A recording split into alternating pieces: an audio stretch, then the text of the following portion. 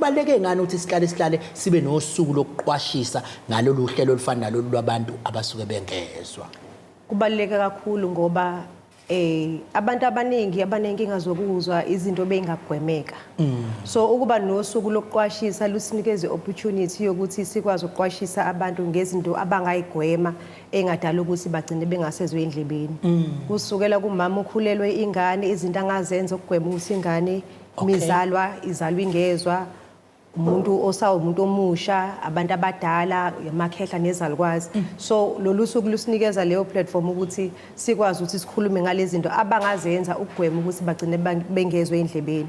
Bayinakekele kanjani indlebe zabo, banakekele kanjani ukuzwa kwabo. So kubaluleke ngalokho ukuthi sibe nosuku olufana nalolu. Mhlawumbe mawungakusibeka esithombeni ukuthi sidila nani, bangakanani abantu abayithola bekule nkinga mhlawumbe yokungezwa nje esizweni sakhile?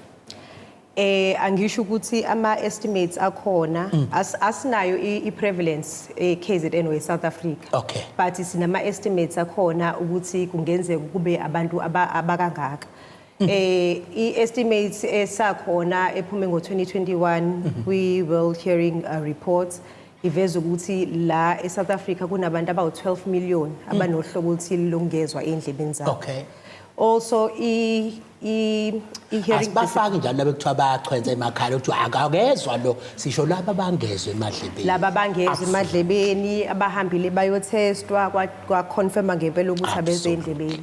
So also into ebalulekile ukuthi i-disability, i-hearing is the third most common disability ekhona eSouth Africa. Okay. So leyo nto iyakhombisa ukuthi sibhekene nenkinga kangakanani when it comes to ukungezwa kwabantu eSouth Africa.